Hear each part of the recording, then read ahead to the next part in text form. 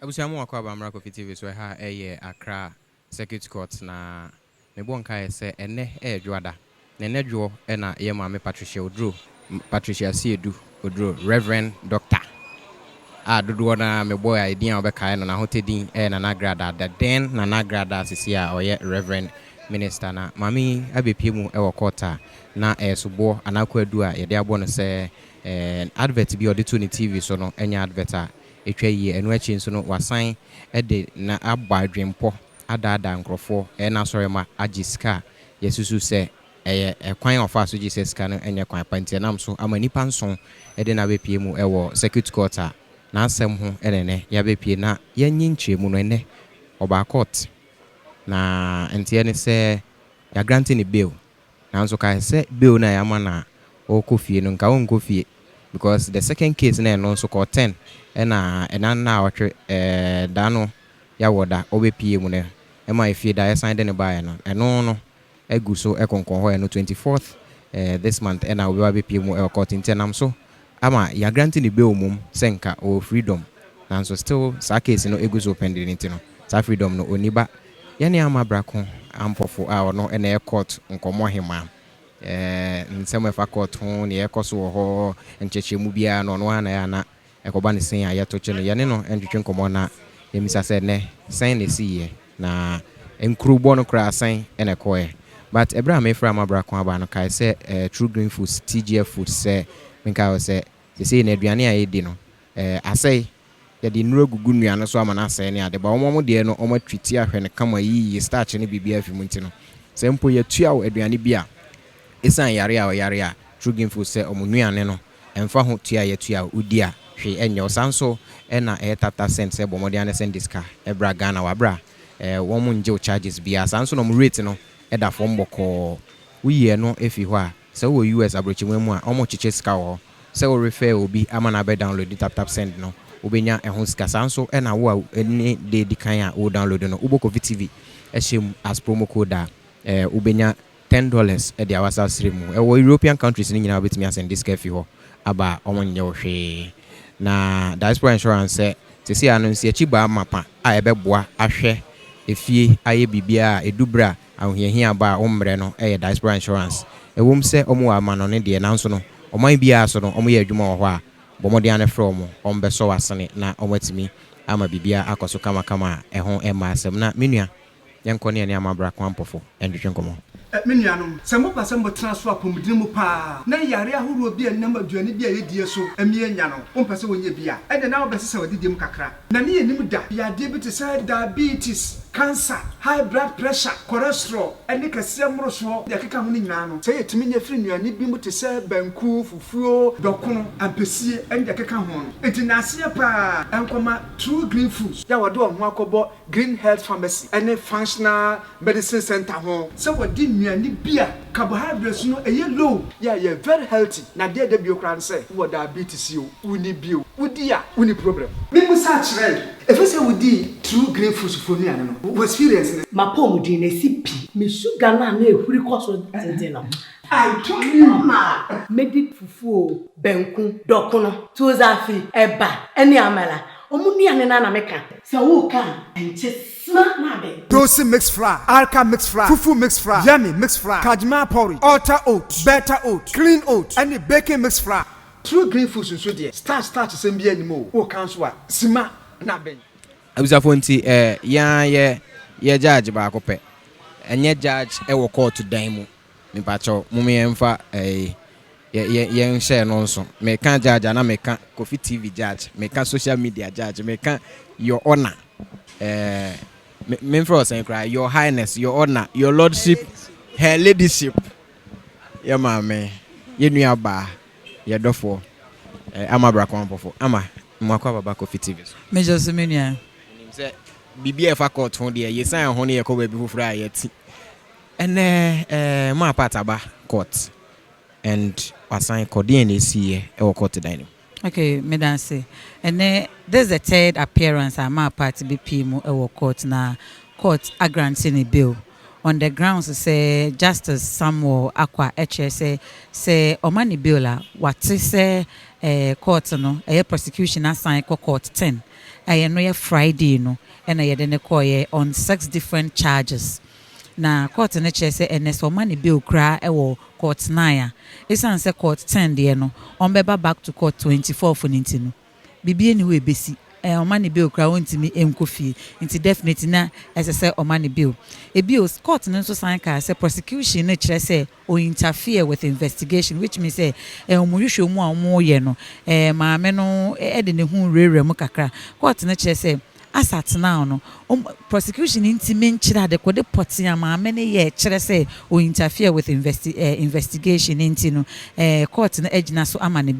bill term no 50,000 Ghana cedis onfa echigina for miensa enyina na echigina for miensa no they should be public servants ye beka so o ma ye aban adwuma bosome wa katuye so aketekete wo mkra no 20,000 Ghana cedis or the ejenachi o kire say ukua de bia awia dumienu mama part nsan emfa ne ho enkwacha posifo said na me cheche mu sefa asat now yamani bill otimi multi bill conditions ni nyina kra onkofie because court 10 so kire say wamano waremande no for na watwe mienu until say na watwe mienu na 24th October na eba bedu no bill no okofa nipa 1000 okofa nipa 100 eba ebegina na chi otimi tu sika na ne ade nyina kra still ontimi nkofie but the lawyers nso argument ene lawyer Paul Asibi Abarega ebegina court on so making he was making a suggestion or say at the right time kra no obeka check court and say court order police for na yenkwache complainant ni nyina emra ni explanation or the mai me ntwa wa no lawyer obo ni din ono na etwitwaje mame partner me pachane a lawyer for meka say minim nie nti a omosesa but no so say he was being led by lawyer George Asameni na lead counsel ene no kasa akese pa Paul Asibi Abarega na o make bail application ni mu e no ka che otemu afo ne say ne osi obedobu obi ma esika ama no enti aya che na babidu court han ye mra ne tia wonso a wodi sika ne komo a obi say onji sika no mbo ho ma ono so che se emra ne tia enti Paul Asibi Abarega asema okache court ne say ono de ohu ne say ebre ne nso na ebre so a obekire odi nyina so obeba kire court ne say ne odi sika ne koye ese ye mo ho ma no ono so wabu mra watia mra se omu nim no mofo say eyom right enti no mudi sika ne koye dia ye mra ne so kire se wonso a wudi sika ne koye so obi mo homa no wati amra eni nti ono se ebrepam no obeka kire court ne se court nsha police for say omo eye complainant wa asem ni nyina ye nkonko chewom okeka asansem o se court ne se mama part oyobi a onwane nko ba bia oyobi a obi anim ne yebo ne din a obi anim no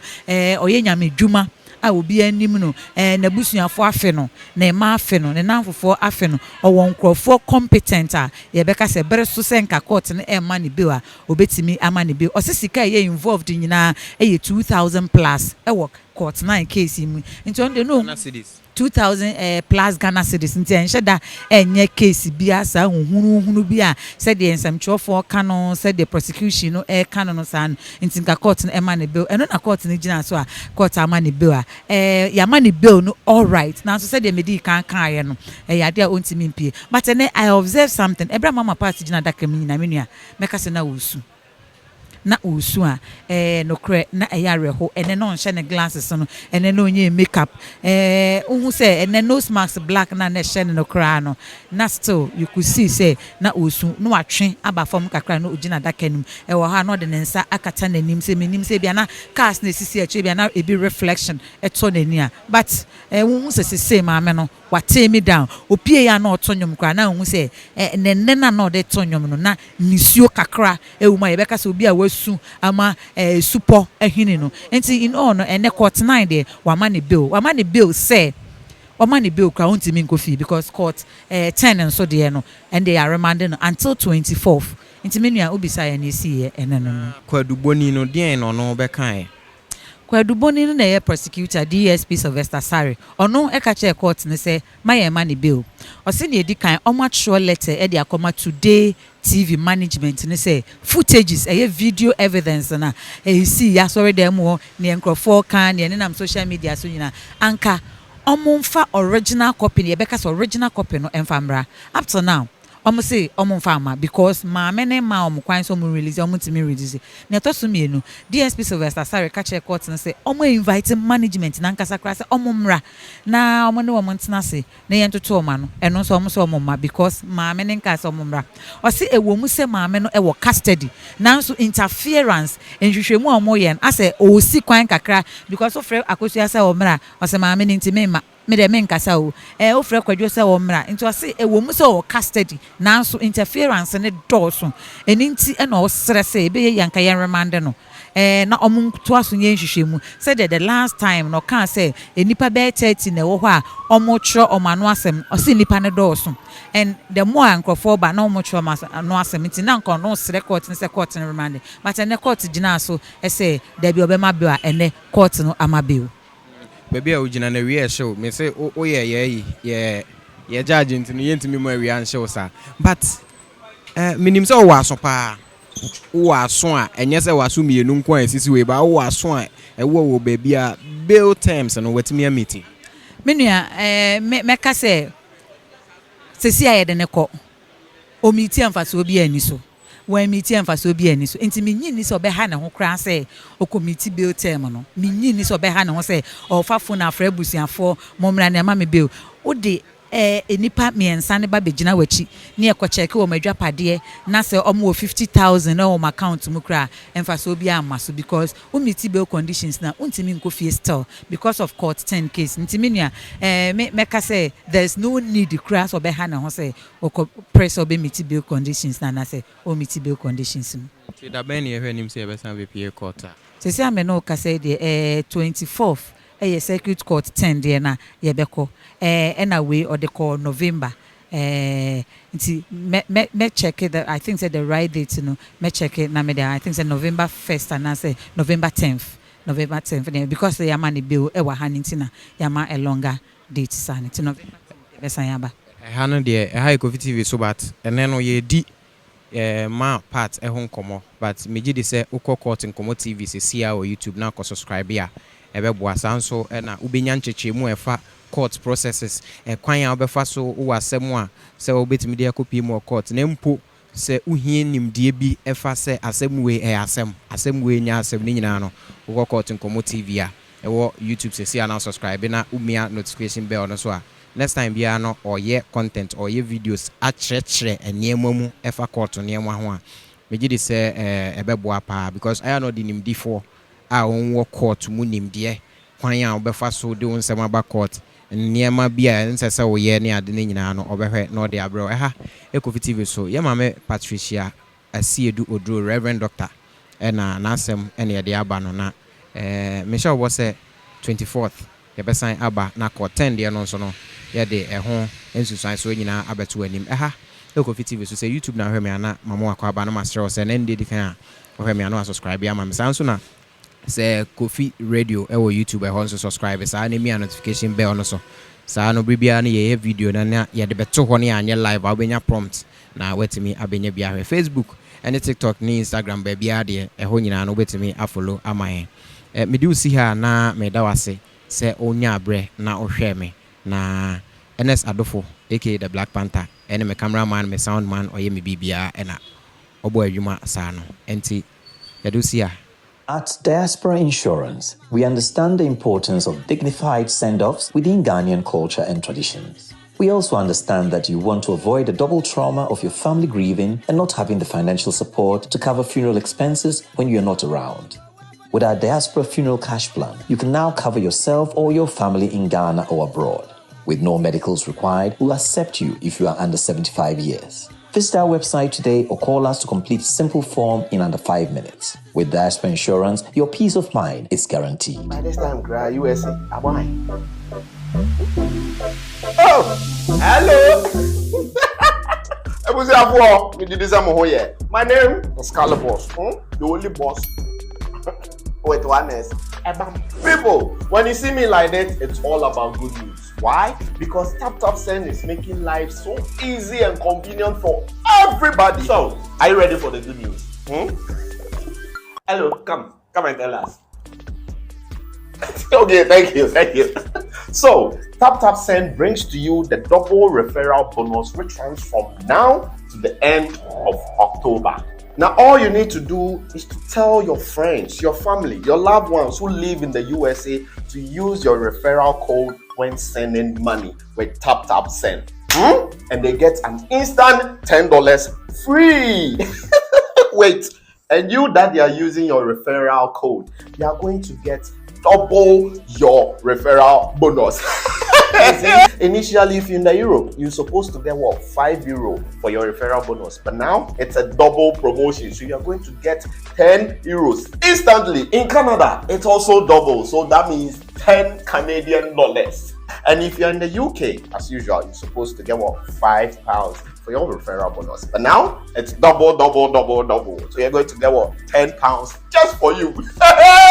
Let the people in the USA know what's going on with Send. Let them use your referral code and they are going to get money, and you're also going to get money. Oh, but get to know that this promotion is only targeted for USA. So meaning, if you refer someone who lives outside USA, you won't receive any bonus. But also, if you are living in the USA, you can also participate in this promo by referring people within USA to use your referral code, which you can find on the app right here. For some of feely with Send double referral bonus promo. It's a win-win affair. Download Send now on Google Play and App Store. Send. It's secure, convenient, easy, and fast.